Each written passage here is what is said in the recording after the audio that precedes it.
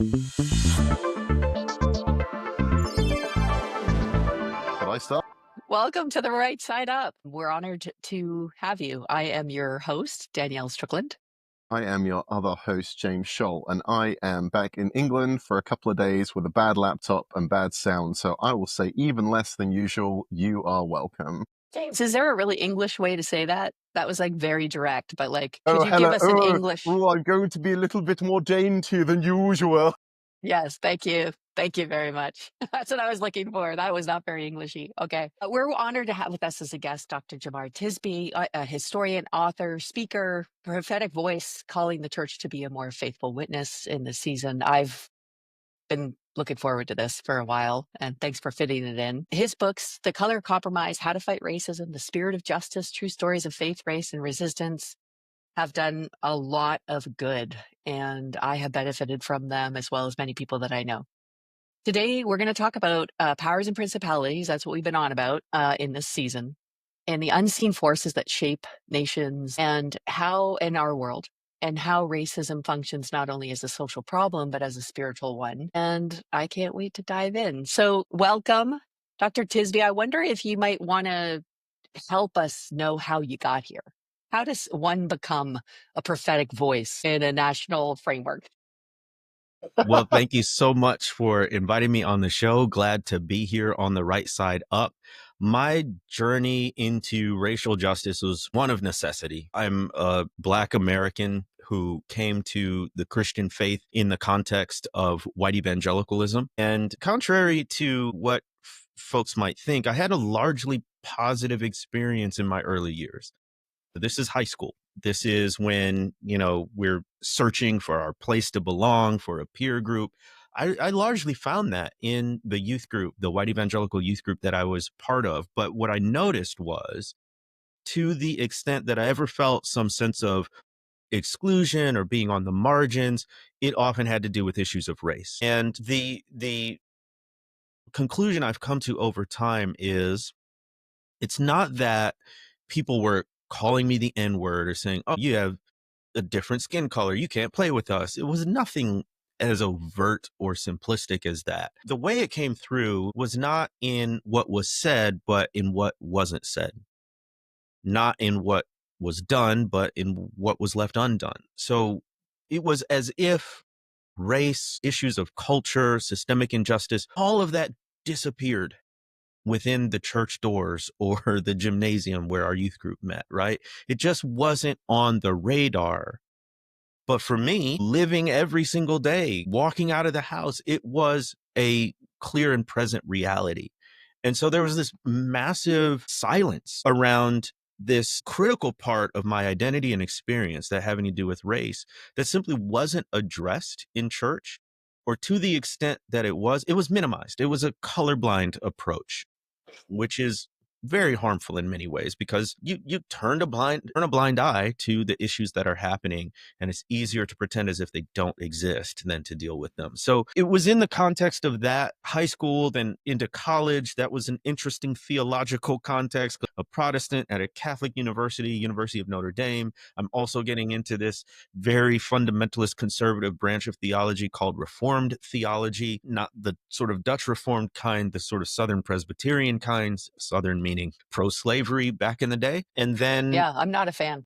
yeah, it's a There's thing. like every single time someone puts up like one of those reformed, I'm like, yep, this is why Yeah, I don't like this. yeah. I The checked Bear for of the, Hell. I think the founder of the Salvation Army, co-founder Catherine Booth, used to call it the Bear of Hell, oh my, theology of hell. wow. Yeah, yeah, she's a little aggressive. Tell us what you really think. Yeah, Um, exactly. Wow. Yeah. So I'm in that context. And then one of the things that really rocked me in terms of my journey, I graduated from college with a liberal arts degree. What the heck can you do with that? So You can go to college again. you can go That's to what you do college with that. again. I stayed in Congratulations, you school. can go to college again. Yeah, that's right. Exactly. I did stay in school, but this time on the other side of the desk, I became a teacher down in a region called the Mississippi Delta, which refers to the river, the Mississippi River, not the state. So I was actually in Arkansas, right on the Mississippi River. And this is the poorest, one of the poorest regions of the country. The county where I lived and taught was the fourth poorest county in all the United States. You think of the thousands and upon thousands of counties across the nation. This is the fourth poorest. And so what that did was all of these issues of justice were no longer abstract. They were walking into my classroom every day in the form of my students. We're talking about food deserts. We're talking about lack of health care. We're talking about unemployment, underemployment, lack of education, all of that stuff. And at the same time, this is what in the US we call the Bible Belt, the corner. Black churches, white churches, Baptist, Presbyterian, Methodist, you name it. And yet there's all of this suffering. There's all of this poverty. And I'm looking around, it's like, what does our faith have to say to these issues of injustice, which largely fell along racial lines? And so that led me to seminary, which led me to starting a nonprofit called The Witness, a Black Christian collective, some other initiatives. That's when I started kind of doing this work in public. And that's what got me into what Congressperson John Lewis calls good trouble. Yeah. Yes, indeed. Um, how has that been, the reactions to your work? And I guess a large part of your work really blew up at the Black Lives Matter movement, where that became that like quiet, we're not going to say anything, which is like a form of inclusion, but not really. Mm-hmm. And I read Dante Stewart's Shouting in the Fire. Mm-hmm. You know, I use it a lot actually, because I think 3 out of the 7 chapters are on anger. And this idea of like letting yourself feel that, you know, because it's this like plasticized version of, you know, let's all just get along without any really dealing with the deep roots and the real life issues that are facing people. So is that when it kind of blew up and became really super public, would you say? And then what was your like what are the biggest surprises of the reactions to your work? Yeah. So if folks are tuning in and you're kind of multitasking, that's totally fine. But you should turn this part up because this is important. I switched from using the term racial reconciliation to racial justice precisely around the time and because of the factors that you named. So there is a way in white Christian and evangelical circles to talk about race that won't get you into trouble. Since the early 90s, at least, there was a move toward what evangelicals in the US called racial reconciliation. And I think this is actually dramatically important because in the history of US Christianity, I would say this is the first time there is a positive, proactive, widespread attempt on the part of white churches to sort of reach out and branch out interracially. It had happened in fits and starts and, you know, this congregation here, that congregation. But this was truly a movement. We think about things like Promise Keepers movement. There's these huge, the Southern Baptist Convention in 1995 finally repents of its pro-slavery origins, right? This is historic in the history of the U.S. church. At the same time, it was a mile wide and an inch deep. What they meant by racial reconciliation was, let's get different hues in the pews. Let's get people of different races and ethnicities all under the same white Christian roof doing the things that we've always done. But now when we take the picture, we've got different folks in the picture. So there was no concept of changing the power structure, the decision-making structure, anything beyond kind of aesthetic. Also, even like a proper acknowledgement of harm Yes. and any attempts at, and this is the thing, like I've been really outspoken about abuse in the church and stood with victims against, you know, pastors who abuse, and they're always on about reconciliation. I mean, this is that, and I feel that in the race conversation too, is we all want reconciliation without any confession, repentance, restitution, reparations. Like, of course you want, you know, like, of course, if you have power, you want a reconciliation that's not really reconciliation, because what that is just compliance. You just want compliance and the illusion of unity without any real work around how do we make right what we did wrong. It's just crazy. It's like, oh, that was bad, but thankfully it's all in the past. Let's just move on. And no, there's a lot and more racism work was to actually do. defeated that day. That's what was great about it. Which then was no more. You know, as a historian, I would love, like, tell me the year, the month, the date when racism ended, because I'd like to celebrate that anniversary if it exists, which it doesn't. So Yeah, there was all of that. And so I switched to using the term racial justice because I wanted to emphasize that racism is not just an individual interpersonal issue, it's a systemic and institutional issue. If I could get like all the white Christians in a room and give them one message about race, that would be it. We have to move from this idea of very individualistic concepts and notions of racism to much more system wide, ongoing institutional forms that it takes. So I think that's the real struggle for a lot of people, because one of the things that we still don't talk about enough is how racism affects white people. Mm. What it does for white folks is, one, it gives you a false sense of superiority, false sense that the way you, and it's not like most white people are sitting there think, because my skin is lighter, I'm better. That's not how it works. The way it works is the way I do things is the best way. Or even the normal way. So Exactly. every other thing is abnormal. Yeah, I remember I hung out with Micah Bornay for years, who's a poet, a spoken word poet and artist from the East Coast, and he wrote a piece on normal hair because he was in a shower, like living with white people, and it had shampoo for normal hair, and of course, by normal they meant white. White. Yep. Yep. And if you didn't have white hair, then you didn't have normal hair, which is like, who says you have normal hair? Like and it was such an easy way to sort of enter into that. Oh yeah, so there's this perception, this setup where you're at the center of everything, and everything that's not you is less than. Yep. Yep. Because we see different. It should be different from, but it's less than is what we're without Exactly. even really fully getting it or seeing it. Because I would just pick up that shampoo for normal hair, and that would be normal. I would be like, yeah, that's normal hair. Like I wouldn't even think twice about it. And that's just that implicit, it's something that is part of life. And unless you see it and you're intentional about it, you won't see it.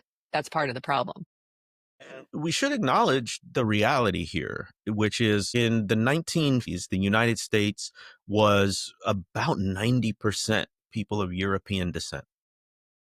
Like it was very monoracial, multicultural in a sense, but still within Euro-American standards, right? Mhm. Now in the we talk about like the 2040 window, when in the United States the demographics will be majority minority. There will be a plurality. No one single group will be above 50% of the population. But that's already true for the younger generations, for Mm. kids born in the 21st century, right? So now you get a lot of what they gently call cultural anxiety. White people concerned about losing their place in society, which they also translate as losing their American identity. What is our country coming to? We've got all these immigrants, and I walk into the supermarket and they're speaking Spanish. And, these college presidents or professors or people in prominent places are folks who don't look like me, meaning Euro American. We've even had a president who was biracial. Like, what is happening to our country, and how can we, quote unquote, save it? Because as you mentioned, it's not just looked at as different, it's looked at as less than, and even as a threat. Do you think that's we see this kind of terrible evolving form of racism from kind of the very, very overt racism of slavery and Jim Crow, and then it becomes this, well, I'm trying Mass to remember. incarceration, Yeah, like yeah. civil right, And the Great Replacement theory seems to be the new version of that, right? Like racism just keeps on evolving and adapting, and stays just as ugly, but is kind of cleverer than we are, I guess. Exactly. Yeah, one of the things I say is that racism never goes away, it adapts. Yeah. And from a theological sense, it should be very understandable. Like, what other sin do we know has just been completely eradicated? Have people stopped stealing? Have people stopped lying? No, it never goes away. So you're talking about powers and principalities, and I do think it is important for us to understand that racism is a spiritual issue, that Yeah. what we are up against is not simply political or economic or social or cultural. There's a spiritual element here. What it is fundamentally is a distortion of the image of God in all people. And again, that goes both toward the oppressed and the oppressor. Toward the oppressed, it's an attempt to diminish the image of God. In the oppressor, it's an attempt to inflate the image of God, as if there is a more human way to be, or a better human based on racial ethnic lines, right? So we do need to understand that, and I think what we need in general globally is a uh, visitation, a reanalysis of theological anthropology. How do we understand the doctrine of what makes us human? And therefore, how should we act in light of that?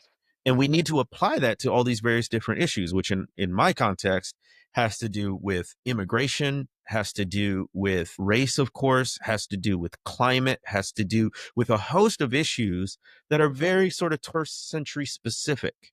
And that's why we need to constantly be theologizing and re-theologizing so that we can address the particular contextual issues of our day.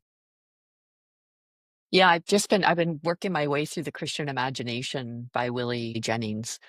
And this is maybe not as accessible to general people. So I appreciate the fact that you've like made these books accessible for people. I mean, and I think this is part of the work required. And that's, I think we all want the happy ending of reconciliation without doing the work required to be reconciled. And especially if you're the person that has the privilege, it's on you to do the work. Like it's your job. And so even just looking into this, like the doctrine of discovery and like the way that the church sent missionaries, and the missionaries literally saw through a lens of difference as inferior, from the beginning of our faith practices, from our establishing of our church missional arms and things like that. So you think, oh, wow, this is not just like, this is the founding of America, right? Like this is deep embedded in the very construct of, and I was thinking when you're talking about the spiritual battle, you're in the Mississippi Delta, you're in the place where the poverty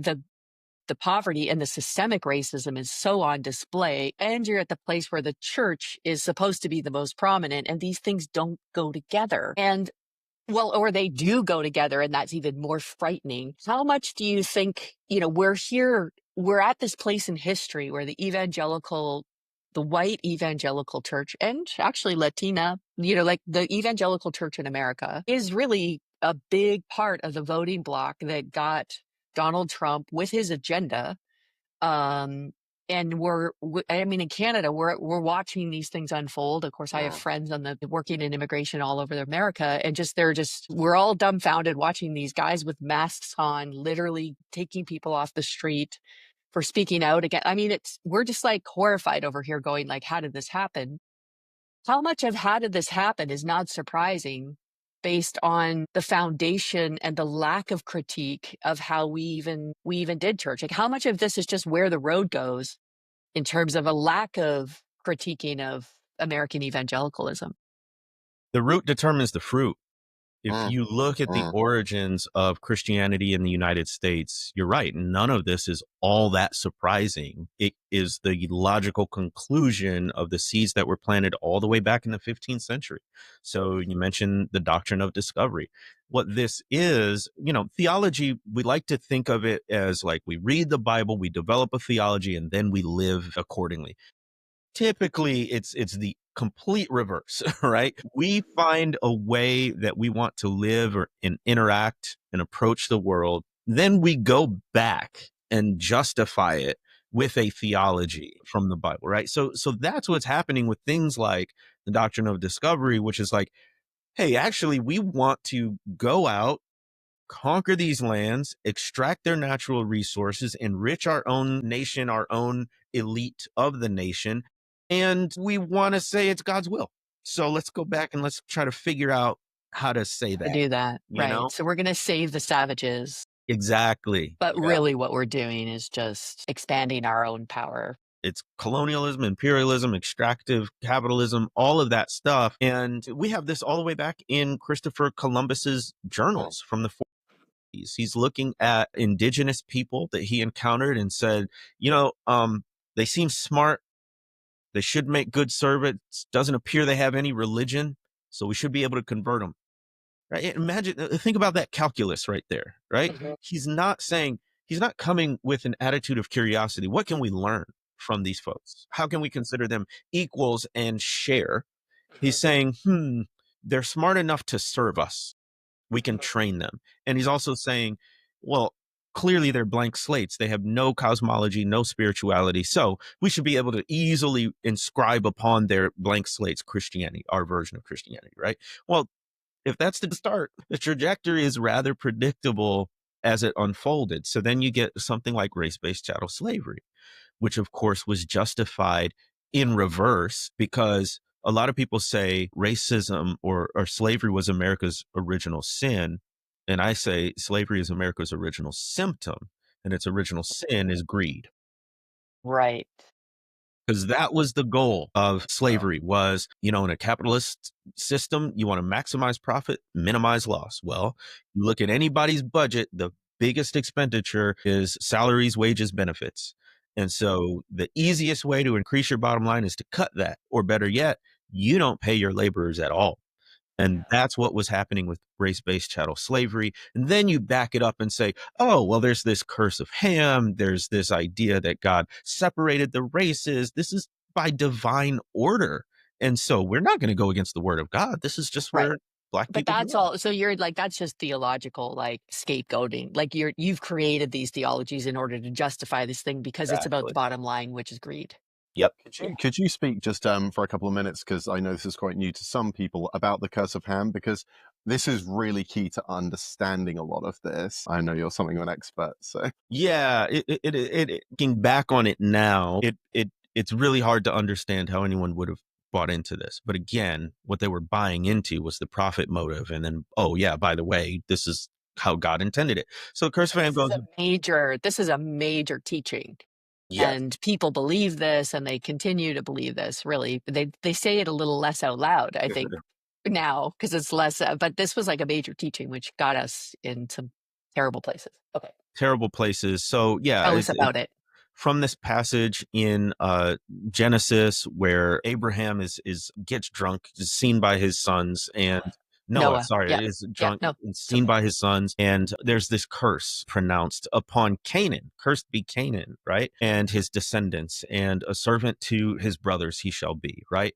Somehow they get from there to the biblical figure of Ham, who is said to be of African descent, darker skin, kind of a thing. And the idea behind the curse of Ham is that this is part of the curse, that Ham and his descendants will be servants to their brothers, Shem and Japheth. And those are people of European descent and lighter skin. And so this goes all the way back to the book of Genesis and this curse that God pronounced upon them. And these are the modern day Africans. These are the modern day people who we enslave. And this is just the fulfillment of God's word. So that was one of many supposed biblical justifications for race-based chattel slavery, which, by the way, we should emphasize this was a different form of unfree labor than folks had seen in the world, because it was lifetime bondage. There was no hope of working your way out of it like indentured servitude. There was no bound time frame like a period of 10 or 20 years or whatever. You were born into it. So it's not something that, again, like indentured servitude for a crime or to pay a debt, or you were conquered in war, even, which was very common at one point. You were born into perpetual unpaid servitude. And they switched it up because typically the child's status follows that of the father, patrilineal. They made it matrilineal, that the child's status followed the mother. Why? Because enslavers, plantation owners were sexually assaulting enslaved Black women. And then what do you do with the offspring? What do you do with the children from that? Well, they're actually the plantation owner's son or daughter. But you can't have these mixed race children running around in the plantation home, taking the same last name, being considered equal members of the family as the children from his white plantation wife, right? No, so we'll switch it. We'll change the rules where if the child's mother is enslaved, the child would also be enslaved. And so it's a particularly brutal, cruel form of enslavement that ultimately could only be enforced through violence. So we're ripping families apart, parents and children, husbands and wives, brothers and sisters, all of that. But also we're enforcing it through racial terrorism with whippings and murders and imprisonment and all of that stuff. I mean, it's almost, I mean, we've seen these, at least the exposure of this, and it's almost so difficult to believe almost. Mhm. Like, I remember reading the book, The 13th. I just had moved to America to do some social justice stuff with the Salvation Army, and the Black Lives Matter movement was just happening. I was trying to catch up to like what's going on here. And I read the book and thought, this must be a sensationalized book. Like I literally was like, is it? And then I had to go do research to say, like, is this a legit book? Like, did I get a weird sensationalized, politicized book, or is this a real? And I was like, it's real. I mean, this is like a historical like review of the facts of like this transformation. Just this adaptation of total racism through the system of enslavement and criminal code. And I mean, I literally, I can't even believe this is real. Like, and if it's real, then what on earth do we do? And I guess that's, where is where's the surprising good news, or is there any? Like, are you a Jeremiah prophet, or are you are you a Jonah prophet where you're like, if these people get blessed by God, I'm gonna like off myself. Anyway, where are you at on the prophetic edge? Like, are you all at all hopeful that we are actually, oh, at least it's being now exposed? Or do you feel like it's just being the denials meeting the exposure? Like where's the hope? Where's the hopefulness in your work? It's a dismal story, to be sure. We have had so many missed opportunities to enact justice, most particularly right after the abolition of slavery, right after the Civil War, which to this day remains the bloodiest war with the highest casualties that the United States has ever been involved in. And it was over the issue of race-based chattel slavery. But what happened right after that was you get the forming of the Ku Klux Klan. You get the assassination of Abraham Lincoln and his vice president, Andrew Johnson, who was chosen specifically because he was a Southerner. And the idea was to preserve the Union, you need to have some representation of Southerners. But he was an avowed racist and white supremacist who basically pardoned all of the Confederate leaders, many of whom went right back to owning the same land on which they had enslaved people prior to the Civil War. So there's no And can I accountability. add this? This is what's really interesting. Literally no accountability, like no reparations for that war, like nothing. Like every war that happens, the person that starts the war and like has to actually do something to make it right. Like, so Germany was gutted right after the war. They had to like, here their crimes were on display, like the South lost the war, and literally like they just erased it because this president was like, yeah, well, we'll call it a day. Yep. Exactly. So no reparations, which is the biggest one, right? What Black people wanted was not a handout, but a fair shake. And so this is the 40 acres and a mule thing. All Black people wanted was, listen, give us some land and we'll work it. We don't want to be dependent on anyone. We just want what everyone else wants, which was an opportunity to have access to the American dream, as it were. That was never granted. In fact, it was and is fiercely opposed. And then you get things like the Jim Crow era, racial segregation, lynching, and racial terrorism. All of these things. So you ask for hope. What I'm trying to it is a darker story than most people realize or want to acknowledge. All that being said, evil is unfortunately very routine worldwide. To me, what is remarkable is that as often as injustice crops up, there are always people willing to work for justice. However small that group, however long the odds, there have always been people willing to speak truth to power, people willing to risk their lives and livelihoods for the sake of justice, people who are willing to stand up to the powers that be and try to work for a better world. And those are the people who I talk about in my latest book, The Spirit of Justice. And those are the people who even today continue to inspire me and give me hope. That's so good that you said that because I haven't been able to shake an interview we had with a guy on principalities and powers around desire and how our desires are shaped not by what we want, but who we admire. Mm. So there's something about the spirit of just, so I've been really challenging people and myself. Who am I admiring? Because who I admire is actually what I will become and who I will become. There's just no, that is like a done deal. We know that that's the case, which of course, imitating Jesus is the highest of ideals. But I think this book, The Spirit of Justice, which is just stories of real life people that had worked and done, in all kinds of different areas in the American history, is a really helpful thing. Like if you're listening to this podcast and you're thinking like, well, then who do I admire?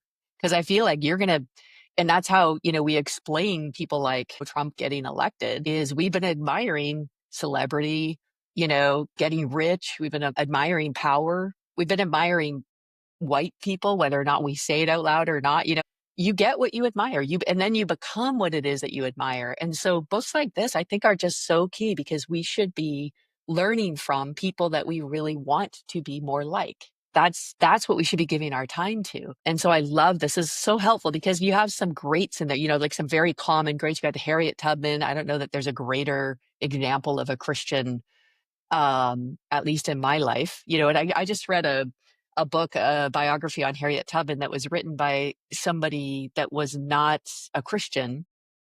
And it was like on specifics around the earth and embodiment and like, her ability to sort of channel that idea of channeling energy and stuff like that. And it was so funny because you just can't scrub the Jesus out of Harriet Tubman, even if you're not Exactly. a Christian. Like it's just impossible, It's just like, this is hilarious. This person's like forced to talk about Jesus because Harriet Tubman, you can't get Jesus out of her. And I thought, oh wow, what to be a person that you can't scrub Jesus at. I mean, come on. Like these are, and then you also have people in that book that are lesser known, but just as, and this is great, like Coretta Scott King, crazy that she's lesser known because Hmm. she was the one that actually made the King legacy. But you have people that have actually, and you have other people who are working in the school system and in economic, like there are ways to become the people that we're called to be. And there are examples of that. And I love that your book does that. And I can only imagine it must have been cathartic to write. Yeah, my first book, The Color of Compromise, was really painful because it's essentially, white Christians behaving badly around race. And it's that dismal history, right? But you got to tell it because that's part of true reconciliation in a biblical sense is confession. And you can't have confession without truth. So that was my goal with that first book. With The Spirit of Justice, it was inspiring because we actually added to the subtitle. It's called The Spirit of Justice, True Stories of Faith, Race, and Resistance. We added the word true very late in the process because we wanted to emphasize like these are regular, real human. These are not superhuman folks who can never be like. Sometimes we put these historical figures on a pedestal and think, even subconsciously, oh, I could never do that. Right. No, these folks went through the same things we're going through now when we're asking, what can I do about this big, ugly thing called racism, right? So they went through all of the, who am I to try to do something? They went through all of the risks. What's gonna be the blowback and the repercussions of me speaking out? And they still did it anyway. And that's the point. So, to put up some names and faces to it, on the cover is a woman named Anna Murray Douglas. No one's gonna recognize her picture, but she's the first wife of Frederick Douglass, the great abolitionist. And they met in Baltimore and he was enslaved and she was free. She helped him escape to slavery. He got on a train north to a free state. She sewed the sailor's uniform that he used as a disguise. She procured the freedom papers that he could basically use as a fake ID if anyone asked. She harbored a fugitive slave so that when they lived together in the North, she could have been arrested for having this person who had escaped from. She supported them financially. She was a seamstress. He was a recently escaped enslaved person. He had no money, and she supported them. Then when he goes off on his speaking tours, when he's becoming nationally famous, who's watching their 5 kids? She is. There's stop on the Underground Railroad, basically. They're a hub for abolitionist activities, again, at great risk to herself. Almost no one knows her name, almost no one knows her story, but she was a woman of deep faith, deep conviction, and incredible courage. And the And without her, there's no Frederick Douglass. I mean, Douglass. that's the other thing. And I love that you did this because I wrote a book called Better Together, which is around women and men working together Mm, and some of the like root issues around that. And of course, there's a huge intersection around race and gender. And one of the things, I think it's James Cone actually that talks about how they kept thinking they'll do this thing and then they'll do the women later. And then it just never came, it just never came. Cause I actually think they come together, cause those same exact, very like a lot of overlap around the similar issues. And so I love that this book celebrates that and all your work has that element in it. Cause let's just do them together. They go together, this idea of our calling as Christians to live differently and freely and celebrate diversity as a gift to the world, and a gift in the church is part of our calling. I love that you've done that together. And there's a whole chapter in the Spirit of Justice dedicated to women of the civil rights movement. In every chapter, I try to have parity between women and men because Mhm. they've been part of the story all of the way through. It's because of patriarchal society that men have gotten more of the spotlight and the attention. And that is also true during the civil rights movement, this historic period and heroic period of justice activism coming out of the church. Well, also part of the church was this very patriarchal view that men are the pastors, the leaders, the public figures, and women are in the background cooking the food, making the copies. And what I wanted to show in that chapter on women of the civil rights movement is they weren't just the hands and feet of the movement. They weren't just the backbones of the movement. They were the masterminds of the Yeah. movement.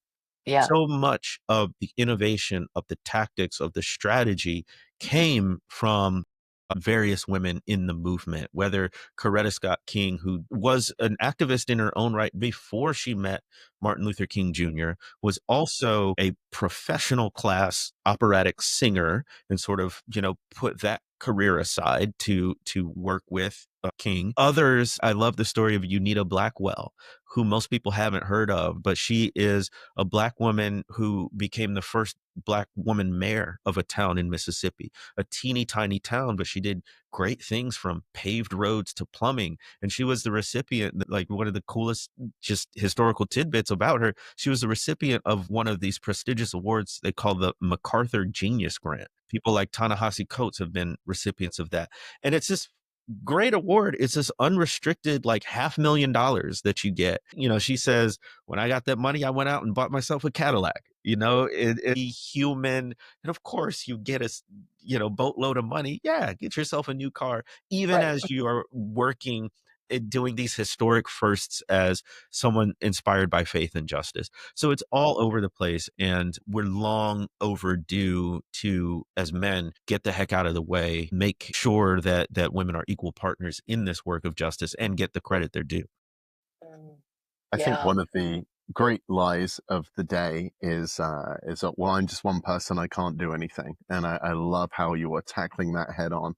And again, one of the interesting things about our society, evangelicalism, is just how much we've individualized so much. Like, it's all about individual sin, not collective sin. It's about all these. But the one thing we haven't individualized is the ability to like make a positive change. Like, how is it Mm, that's the thing interesting. that's been left behind somehow? Because again, all history is individuals. And again, I think working collectively and cohesively and all of those things, of course, but it's a person and a person and a person and a person. And we get to hear, yeah, I think hearing those stories is so inspiring and so powerful. And how do we get stuck there? Yeah, that's a powerful connection about how selective we are in terms of the individual and the collective and the communal. And I think we get there because these problems seem so overwhelming and intractable. Mm, In the US right now, we're dealing with what I call a free fall into fascism. yeah. And it is a daily struggle for myself and others to be like, what can we do? I don't have direct access to the White House or to the people authorizing bombs being dropped or these abductions by the immigrations and custom enforcement. So there's a sense of whatever I do, it's just going to be a drop in the ocean and not really going to be effective. But this is also where the historic Black freedom struggle is instructive because The things that did end up changing the nation always started with a small group or even sometimes an individual doing what they could where they could. Yeah. The reason why we know of Martin Luther King Jr. is because there was a Montgomery Improvement Association, a local community led organization fighting for equal rights, fighting for civil rights, that when Rosa Parks got arrested for not moving on the bus, there was an organizational structure ready to spring into action. And that same organizational structure said, we need somebody to articulate what we're doing with this boycott. There's this new young preacher who talks real good. Let's give him the microphone. And then MLK becomes a household name in short time. Right. So all I'm Yeah. saying is, And even before that, like one of my big discoveries of Rosa Parks is that she was trained and ready. Like she had gone to the training, the same training Martin Luther King Jr. had gone to in order to be ready for this. So it wasn't just like, I'm too tired to stand up. It was like, no, I am putting into action the thing that I understand now is how oppression works and stuff. And that's part of, I feel like that patriarchal idea of like, oh, the woman just like didn't move because she didn't, she's doing what she can. But actually part of what she could do was get trained, and she did. She'd waited, I think in her words, she said she waited a little too long, she thought. Mm. that's another part of justice work is people think that these people we now look upon as heroes just sort of sprang into action in a critical moment, when almost universally the case is they had grown up with it, they had practiced it, they had been trained in it, they had studied it, and then when the moment came, they were ready. It wasn't Right. this burst of inspiration out of nowhere. Rosa Parks was involved with the NAACP. She had gone down south to investigate lynchings and get accurate stories because the mainstream white press wasn't telling the truth about these things. She had done those trainings, as you mentioned. Yeah, she was ready. And the Montgomery Improvement Association was ready, right? So that's the other part. It's like, what can I do? You can prepare. You can read the books. You can go to the trainings. You can study the tactics so that when it comes to your town, which it will, if it hasn't already, you're ready for whatever moment that is. So there's no one's off the hook here. No one doesn't have a responsibility to work for justice. And just because we can't do everything, it doesn't mean we can't do something. Yeah, that's great. Sort of one of your final things, white racism, I have a quote here from your Color of Compromise, isn't primarily an attitude of hate, but an action of refusing to share power. Repentance from racism, therefore, means taking concrete action to give up power. What would that look like? If, like, let's say a church leader is listening, or even to anybody's listening, what does it mean to not just not hate Black people, but to be a person that gives power and shares power? Well, you say give up power, but Yeah. I mean, talk me through that. part of it is acknowledging that some of the power that white people have economically, culturally, institutionally, it's unjust gain.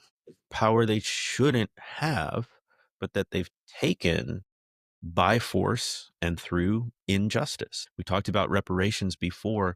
Well, we can look at the racial wealth gap between Black and white people, and there's really only two explanations for that. One is the very racist explanation that says white people are better with money, Black people are bad with money, and it's a function of race, and that's why there's this discrepancy. The other one is actually historical and factual, which is that white people writ large hoarded resources, including after slavery and emancipation. This is a big part of it. What was Jim And Crow?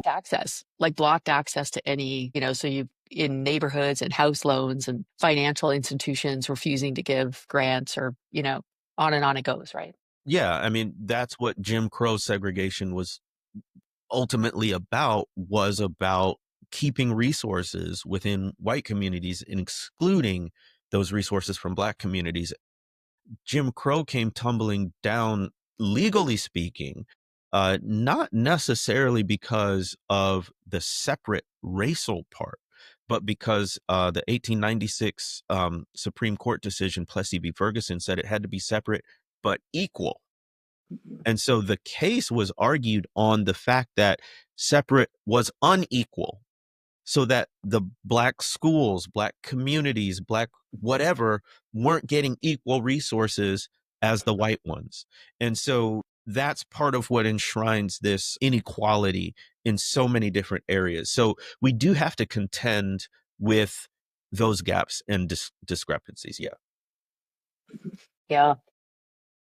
This is really helpful. When you think of racism as a spiritual entity, as a power and principality, how much do you think of our faith practices need to be part of this fight? And where have you found those? What have you found most helpful in that regard, I guess? I'm glad you brought that up. I've been thinking more and more in terms of racial justice as discipleship. Mhm. Because the reason why the problem persists is people are being discipled into a particular way of thinking, into particular stories and narratives that they believe. And they need to be discipled out of those and into a better story. So there are, I think, a ton of different ways to do this. Let me give you two different levels. One is at the sort of framework level, which I call the arc of racial justice. I get into that in my second book, How to Fight Racism. And it's an acronym that stands for Awareness, Relationships, Commitment. So if I'm a pastor or a church leader and I'm looking at my local congregation and saying, how can we be part of the solution when it comes to racism? What I would do is I would create a strategic plan around those three areas: awareness, relationships, commitment. Don't make the horizon too long. Make it 3 months, 6 months, 9 months, a year, right? Stuff that you can act on immediately and have some urgency around. So awareness is all of this information that we need to understand these issues of race, racism, white supremacy. That's reading the books, going to conferences, listening to the Right Side Up podcast, all of those things, right?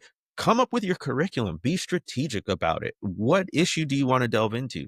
Is it reparations? Is it racial wealth inequality? Is it mass incarceration? What is it? Immigration? Whatever it might be, right? And then create, coherent resources around that. Then another category is relational. So for people in the majority, this is, how do we get in the way of diversity? Because it's not going to come to us passively. Many walls built up in society for you to expect diversity or cross racial ethnic relationships to just happen. You got to take action. How can you do that strategically, deliberately, intentionally? For people of color and Black folks, I'm not advocating go out and make a bunch of white friends. That's exhausting. And as people in the numerical minority, we got to do that anyway. What I'm advocating is solidarity, cross racial solidarity, right? So we're seeing a bunch of this horrific brutality when it comes to immigration enforcement. This is where Black and Latino solidarity comes in. This is where we understand that, as Fannie Lou Hamer said, nobody's free till everybody's free, right? But so how do you strategically, intentionally build those relations, not just one-on-one, but even across institutions? Then lastly, commitment, by which I mean not just stay the course and stay in the struggle. I mean a commitment to those systemic and institutional factors that lead to inequality and injustice. So what's the policy you're going to press on? What is the systemic or institutional change that you want to see in the church? And by the way, your family has unspoken policies too, right? How can you structurally change things to bring about justice? And you come up with your plan. And then you massage that into the entire life of the faith community. One of the errors I think we tend to make is thinking that change is only and primarily comes about what's coming out of the pulpit. It's the sermon on Sunday morning. That is the barometer for our commitment to justice. When really, number one, that teaching should permeate the entire life. It should be on Sunday school, should be in new members classes, it should be in the music, it should be in Wednesday night Bibles, all of those kinds of things. There should be different And who's committees. preaching? Who is preaching? Also, a Absolutely. reflection of who's preaching. Yeah. The diversity of the pastor's study and the bookshelves and all of those things, then you work it out in terms of discipleship and the life of the community, the faith community together. So those would be some of the things I point to. I love it. Thank you.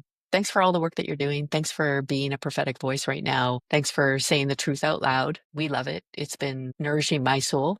Consider you to be a brother in Christ and a faithful witness. And it's beautiful to see your courage. And I've learned lots from you. This podcast, but also I'd recommend all the listeners grab a book, Get to it. All of them are good.